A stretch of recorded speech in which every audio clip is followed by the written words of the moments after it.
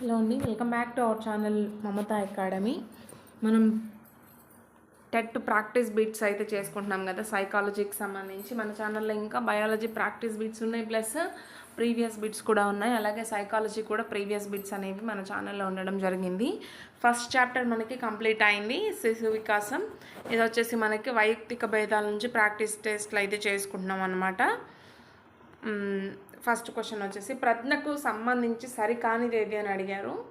వ్యక్తిలోని అభ్యసన శక్తి, అమూర్త ఆలోచన శక్తి, గ్రాహక శక్తి, ప్రత్యేక వృత్తిలోని సామర్థ్యం. ఒక ప్రత్యేక వృత్తిలోని సామర్థ్యం అనేది ప్రజ్ఞ కిందకి రాదన్నమాట. ఓకేనా? Option 4 is the right answer. Next question, ఒక శిశువు ఎక్కువ అవధానంతో చదరంగం ఆడడంలో ఎక్కువ కాలం గడుపుతున్నాడు.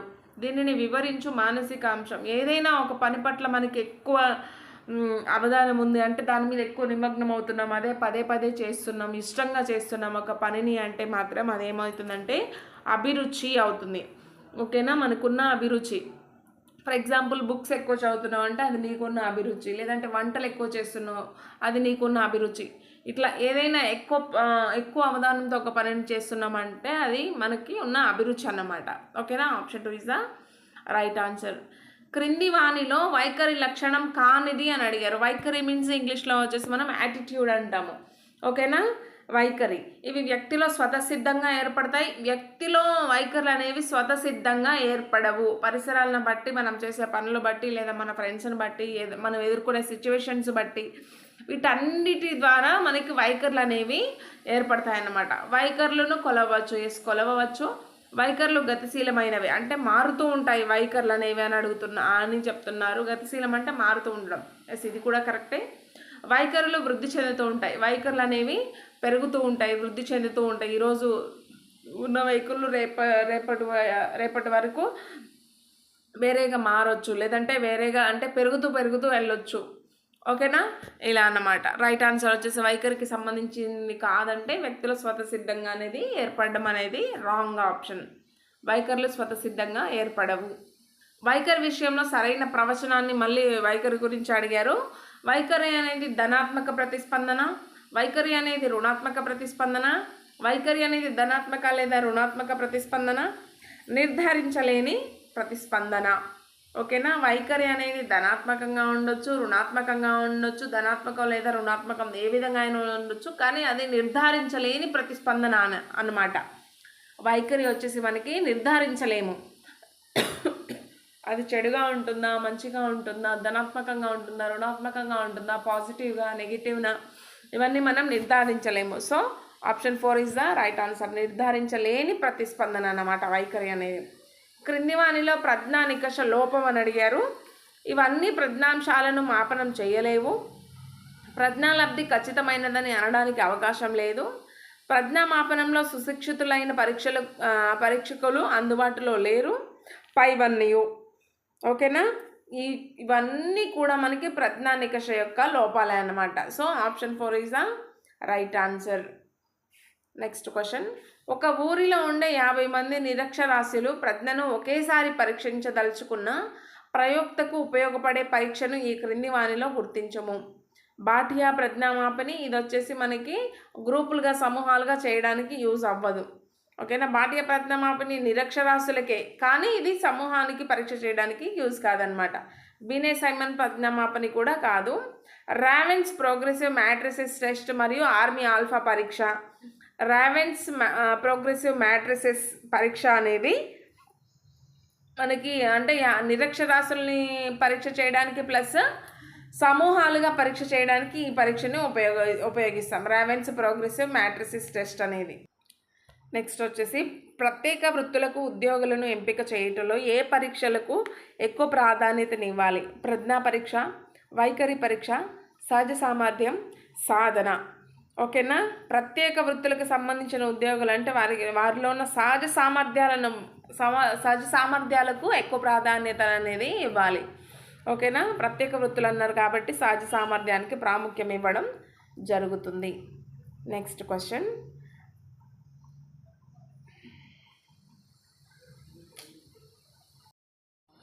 ప్రజ్ఞాలబ్ధి ప్రకారం సరి అయిన క్రమం అని అడిగారు.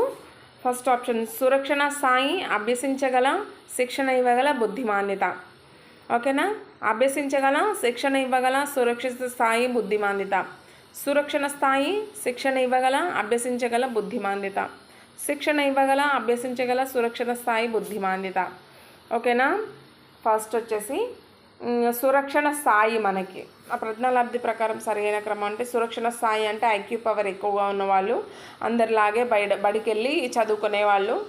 ఓకేనా, మనలాంటి వాళ్ళు అనుకోండి, మనం నార్మల్గా డైలీ కాలేజ్కి వెళ్ళి చదువుకుంటాము అంటే ఎటువంటి ప్రత్యేక శిక్షణ అనేది మనకు అవసరం లేదు. ఫస్ట్ సురక్షణ స్థాయి. నెక్స్ట్ వచ్చేసి శిక్షణ ఇవ్వగల స్థాయి.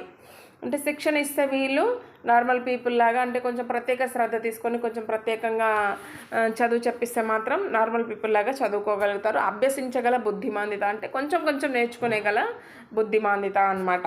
ఓకేనా, option 3 is the right answer. ప్రతిభావంతులైన శిశువులను ఎంపిక చేయుటకు ఉపయోగించదగిన పరీక్షలు: సహజ సామర్థ్య పరీక్షలు, ప్రజ్ఞా పరీక్షలు, సాధనా పరీక్షలు, పైవన్నయు. ఓకేనా, ప్రతిభావంతులైన శిశువులను ఎంపిక చేయడానికి మనకు ఉపయోగపడే పరీక్షలు వచ్చేసి ప్రజ్ఞా పరీక్షలు అన్నమాట. నెక్స్ట్ క్వశ్చన్, ఒక వ్యక్తి ప్రజ్ఞాలబ్ధి 100 అయినా అతని మానసిక వయస్సు ఎంత అని అడిగారు. శారీరక వయసు కంటే ఎక్కువ, శారీరక వయసు కంటే తక్కువ, శారీరక వయసుతో సమానం, ఊహించలేము. మనకి ప్రజ్ఞాలబ్ధి 100 ఇచ్చినారు అంటే అతని మానసిక వయసు శారీరక వయసుతో సమానమని చెప్పాలి. ఓకేనా, option 3 is the right answer. Strong ఔద్యోగిక అభిరుచి మాపనికి సంబంధించిన సరి అయిన ప్రవచనం గుర్తించము. దీనిని అమెరికా మనోవైజ్ఞానికవేత్త స్ట్రాంగ్ రూపొందించెను. దీనిని 16 సంవత్సరాల పైబడిన వారికి ఉపయోగిస్తారు. దీనిని కెరీర్ మరియు లీజర్ అంశాలకు సంబంధించిన అభిరుచులకు గుర్తించే ప్రవచనాలుండును. ఆప్షన్ 4 పైవన్నయు. ఇవన్నీ కూడా స్ట్రాంగ్ ఔద్యోగిక అభిరుచి మాపనికి సంబంధించి సరి అయిన ప్రవచనాలే. దీన్ని అమెరికాకు చెందిన స్ట్రాంగర్ రూపొందించడం జరిగింది. 16 సంవత్సరాల పైబడిన వారికి మాత్రమే ఉపయోగిస్తారు. దీన్ని కెరీర్ మరియు లీజర్ అంశాలకు సంబంధించిన అభిరుచులను గుర్తించే ప్రవచనాలు ఉండును. ఈ 3 కూడా కరెక్ట్ అన్నమాట. So answer is option 4. Next question, ఒక 8 సంవత్సరాల విద్యార్థి 8 సంవత్సరాల ప్రజ్ఞా పరీక్షను పూర్తిగా చేసి 9 సంవత్సరాల అంశములను 4ని, 10 సంవత్సరాల అంశములను 2ని పూర్తి చేసి అతని మానసిక వయస్సు ఎంత? 108, 96 months, 100 months, 102 months. ఓకేనా, 100 ఇంటూ మానసిక వయసు బై ప్రజ్ఞ ఈక్వల్ టు మానసిక వయసు బై శారీరక వయసు ఇంటూ 100 వేసి మనం చేసుకోవాలి. ఓకేనా, రైట్ ఆన్సర్ వచ్చేసి 108 months అన్నమాట. క్రింది వాణిలో అసత్య ప్రవచనం అడగడం జరిగింది. బాటియా ప్రజ్ఞామాపని వచ్చేసి వైయక్తిక అశాబ్దిక పరీక్ష, బీనే సైమన్ పరీక్ష వచ్చేసి వ్యక్తిగత శాబ్దిక పరీక్ష, ఆర్మీ ఆల్ఫా పరీక్ష వచ్చేసి సామూహిక శాబ్దిక పరీక్ష, రావెన్స్ ప్రోగ్రెసివ్ మ్యాట్రిసిస్ పరీక్ష వచ్చేసి వ్యక్తిగత శాబ్దికేతర పరీక్ష అన్నమాట.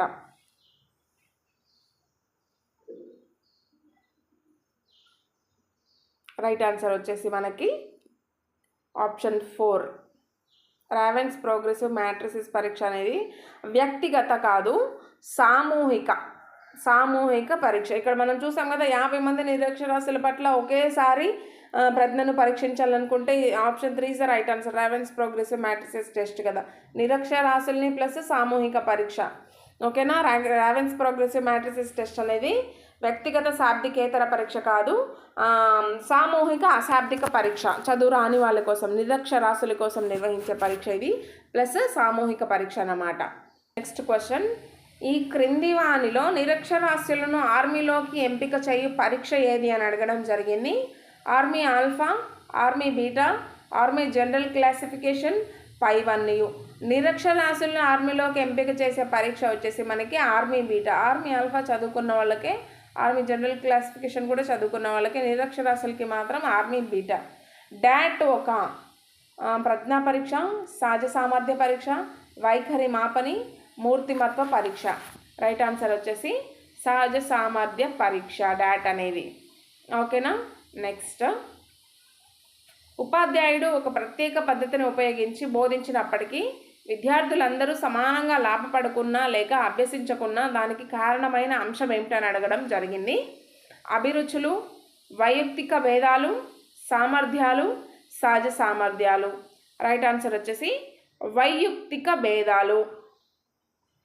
విద్యార్థులందరూ సమానంగా లాభపడట్లేదు అంటే విద్యార్థులందరూ టీచర్ చెప్పిన దాన్ని ఈక్వల్గా గ్రహించలేరు కదా. ఓకేనా, ఈక్వల్గా అనేది వాళ్ళకి గ్రహించలేదు మనం చెప్పే మ్యాటర్ అనేది. వారిలో వైయక్తిక భేదాలు అనేవి ఉంటాయి. ఒక క్లాస్లో ఒక 30 మెంబర్స్ స్టూడెంట్స్ ఉంటే వాళ్ళందరూ ఒక్కొక్కరు ఒక్కోలా ఉంటారు కాబట్టి వైయక్తిక భేదాలు అనేవి ఉంటాయి. మనం చెప్పిన విషయం అనేది అందరికీ ఒకేలాగా అర్థం కాదు. సో రైట్ ఆన్సర్ ఈస్ వైయక్తిక భేదాలు. సహజ సామర్థ్యాన్ని ఇలా నిర్వచించవచ్చు. ఏదైనా ప్రత్యేక రంగంలో ప్రావీణ్యతను ఆర్జించే అంతర్గత సామర్థ్యమే సహజ సామర్థ్యం. కొత్తదనాన్ని పెంపొందించగలే అంతర్గత సామర్థ్యం, అమూర్త ఆలోచన చేసుకోగలిగే అనే అంతర్గత సామర్థ్యం, పరిసరాలతో సర్దుబాటు చేసుకోగలిగే అంతర్గత సామర్థ్యమే సహజ సామర్థ్యం అంటున్నారు. ఓకేనా, అట్లా రైట్ ఆన్సర్ వచ్చేసి ప్రత్యేక రంగంలో ప్రావీణ్యతను ఆర్జించే అంతర్గత సామర్థ్యమే సహజ సామర్థ్యం. ఓకేనా, అలవాటుకు ముఖ్యమైన ఆధారం అభిరుచి, ప్రజ్ఞ, వైఖరి, సహజ సామర్థ్యం. అలవాటు ఏదైనా మనం చేసుకుంటూ పోతే అది ఏమవుతుందంటే అభిరుచిగా మారుతుంది, అంటే మనకి ఇంట్రెస్ట్గా మారుతుంది. హ్యాబిట్ వచ్చేసి ఇంట్రెస్ట్ అయిపోతుంది. ఒక 2 రోజులు 3 రోజులు ఒక పని చేసామంటే, సాంగ్స్ విన్నామంటే తర్వాత మనకి అది ఇష్టంగా మారిపోతుంది, అభిరుచిగా మారిపోతుంది అనమాట. ఓకేనా, option 1 is the right answer. Wechsler బాలల ప్రజ్ఞామాపనలో ఈ క్రింది ఉపమాపని కాదు. ఓకేనా, వెస్లర్ బాలల ప్రజ్ఞామాపనలోని ఈ క్రిందిది ఉపమాపని కాదు. 3 ఉపమాపనలు ఉన్నాయి, ఒకటి మాత్రం కాదని అడుగుతున్నారు. అదేంటో చూద్దాం. చిత్రపూరణం, చిత్ర నిర్మాణం, చిత్ర క్రమీకరణం, వస్తు సమాఖ్య. చిత్ర నిర్మాణం వచ్చేసి ఉపమానని కాదు. Option 2 is the right answer. Next, ఉగ్రవాదం అనేది సమాజాభివృద్ధిని నాశనం చేస్తుంది, దీనిని నేను గట్టిగా సమర్థిస్తాను అన్న వ్యక్తి యొక్క వైఖరి గుణం ఏంటి అని అడిగారు.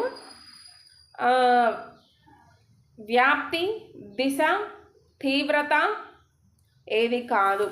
ఇది అతని యొక్క తీవ్రత అన్నమాట. వైఖరి గుణం అనేది తీవ్రత. బాగా మాట్లాడే నైపుణ్యం కలిగి చేతిరత బాగా లేని శిశువు, ఇది ఈ క్రింది వాణిలో ఒక భావనను వివరించుటకు సరి అయినది. ఓకేనా, వ్యక్తంతర తరగతి భేదం, అంతర వైయక్తిక భేదం, వ్యక్తంతర వ్యక్తిగత భేదం, వ్యక్తంతర్గత వైయక్తిక భేదం. ఓకేనా, బాగా మాట్లాడే నైపుణ్యం కలిగి చేతిరాత బాగాలేని శిశువు. ఒకే వ్యక్తిలోని భేదాలు చెప్పడం జరిగింది. ఒక క్వాలిటీ బాగుంది, బాగా మాట్లాడతాడు, బట్ చేతిరాత బాగాలేదు. 2 క్వాలిటీస్ గురించి చెప్పడం జరిగింది. కాబట్టి ఇక్కడ ఏంటంటే వ్యక్తంతర్గత, వ్యక్తిలోని భేదాలు, తనలో భేదం ఇప్పుడు నాలో ఉన్న భేదాలు నేనే చెప్పుకుంటే అది నాది వ్యక్తంతర్గత భేదం. లేదు, నాతో వేరే వాళ్ళని పోలిస్తుంది వ్యక్తంతర భేదం. ఓకేనా, ఇది తనలో తానుకే చెప్పారు కాబట్టి వ్యక్తంతర్గత అవుతుంది. శాబ్దికేతర ప్రజ్ఞా పరీక్షను వీరికి ఉపయోగించవచ్చును. నిరక్షరాస్యులకు, అక్షరాస్యులకు, పిల్లలకు మాత్రమే 1 and 3. ఓకేనా, నిరక్షరాస్యులకు ఉపయోగించవచ్చు మరియు పిల్లలకు కూడా ఉపయోగించవచ్చు. రైట్ ఆన్సర్ వచ్చేసి ఆప్షన్ 4. నెక్స్ట్ క్వశ్చన్,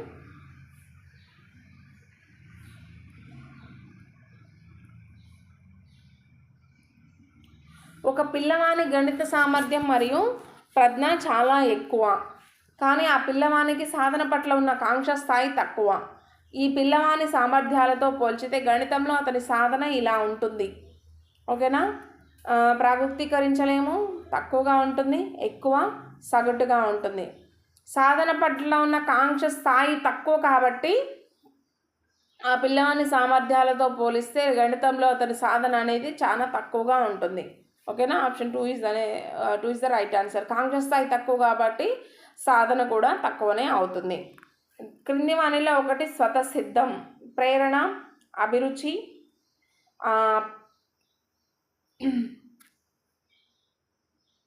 సహజ సామర్థ్యం, వైఖరి.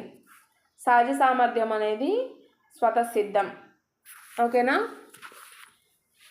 పుట్టుకతో వికసించేది. వైఖరి అనేది మారుతుంది, యాటిట్యూడ్, అభిరుచులు కూడా మారుతూ ఉంటాయి, ప్రేరణ అనేది కూడా మారుతూ ఉంటుంది మీన్స్ మనం ఏదైనా బయట వాటికి మోటివేట్ అయ్యి ఇది మన అభిరుచిగా మారుతుంది, నాకు అప్పుడు అది అభిరుచి ఉండేది ఇప్పుడు ఇట్లా చేంజ్ అయిందని చెప్పుకోవడం కానీ, లేదంటే ఇంకేదైనా అవి వేరు. ఓకేనా. సహజ సామర్థ్యం అంటే మనలో ఉంటుంది, అది పుట్టుకతో ఉంటుంది, వయసు పెరిగే కొద్దిగా వికసించడం జరుగుతుంది సహజ సామర్థ్యం లేదా క్రియేటివిటీ అనేది.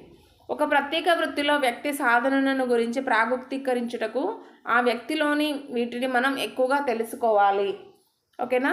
అభిరుచులు, సామర్థ్యాలు, ప్రజ్ఞ, సహజ సామర్థ్యాలు. ప్రాగుక్తి ప్రత్యేక వృత్తిలో అంటే మాత్రం సహజ సామర్థ్యమే. ప్రత్యేక వృత్తిలో వ్యక్తి సాధన గురించి ప్రాగుక్తీకరించడం అంటే కంపల్సరీ అది సహజ సామర్థ్యం అవుతుంది. ఒకళ్ళు ఒక ప్రత్యేక వృత్తిలో రాణిస్తున్నారు, ఏదైనా ఒక ప్రత్యేకమైన పనిలో రాణించగలుగుతున్నారు అంటే మాత్రం క్రియేటివిటీ అంటే సృజనాత్మకత అవుతుంది. ప్రాగుక్తీకరణ అనేది ఈ మనోవైజ్ఞానిక భావన యొక్క లక్షణం. సహజ సామర్థ్యం, సృజనాత్మకత, వైఖరి, అభిరుచి. ప్రాగుక్తీకరణ అనేది సహజ సామర్థ్యం యొక్క మనోవైజ్ఞానిక భావన యొక్క లక్షణం. సృజనాత్మకత మరియు ప్రజ్ఞ మధ్య గల సంబంధం. ధనాత్మకం, రుణాత్మకం. నిర్దిష్ట సంబంధం లేదు. ప్రజ్ఞ ఎక్కువగా ఉన్న విద్యార్థులలో ధనాత్మకం. ఓకేనా. సృజనాత్మక కానీ ప్రజ్ఞకు కానీ ఎటువంటి సంబంధం కూడా లేదు. నెక్స్ట్, క్రింది పరీక్షలలో వివిధ సంస్కృతులు వ్యక్తుల ప్రజ్ఞను మదింపు చేసేది. సంస్కృతి న్యాయశీల పరీక్ష, సంస్కృతి రహిత పరీక్ష, సంస్కృతి మాన్యం పరీక్ష, సంస్కృతి ప్రాధాన్య పరీక్ష. రైట్ ఆన్సర్ వచ్చేసి సంస్కృతి రహిత పరీక్ష. Next question. రాము చేతిరాత బాగుంటుంది, గణితంలో అతని నిష్పాదన సగటుగా ఉంది. అతని సహోద్యాయులతో పోలిస్తే మొత్తం మీద అతని నిష్పాదన బాగుంది. ఈ ఉదాహరణ ఈ రకమైన వైయక్తిక భేదాన్ని తెలుపుతుంది. ఫస్ట్ రాము గురించి చెప్పడం జరిగింది. రాము చేతిరాత బాగుంటుంది, కానీ గణితంలో అతని నిష్పాదన సగటుగా ఉంటుంది, యావరేజ్గా ఉంటుంది. ఓకేనా.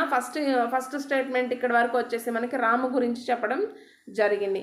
నెక్స్ట్ కింద అతని సహోద్యాయులతో పోలిస్తే మొత్తం మీద అతని నిష్పాదన బాగుంటుంది అంటే తర్వాత ఇక్కడ నుంచి వచ్చేసి మనకి సెకండ్ పర్సన్తో పోల్చడం జరిగింది. అంటే అతని సహోద్యాయులతో, మిగతా స్టూడెంట్స్ ఎవరైతే ఉన్నారో క్లాస్లో వారితో పోల్చడం జరిగింది. ఓకేనా. అంటే అక్కడ ఇతరులతో పోల్చారు రాముని, కాబట్టి అది వ్యక్తంతర. ఫస్ట్ రాముతోనే పోల్చారు కాబట్టి అతని రాత బాగుంటుంది, కానీ గణితంలో నిష్పాదన తక్కువగా ఉంటుంది, యావరేజ్ అనేది తక్కువగా ఉంటుందని చెప్పడం జరిగింది. సో ఫస్ట్ వచ్చేసి వ్యక్తంతర్గత, సెకండ్ వచ్చేసి వ్యక్తంతర. Fourth option is the right answer. Next, Daniel Goleman ఈ భావనను చేశారు. ప్రజ్ఞాలబ్ధి, బహుళ ప్రజ్ఞ, ప్రజ్ఞ వర్గీకరణ, ఉద్వేగాత్మక ప్రజ్ఞ. డేనియల్ గోల్మెన్ అనేవారు ఉద్వేగాత్మక ప్రజ్ఞను ప్రచారం చేయడం జరిగింది. Option 4 is the right answer.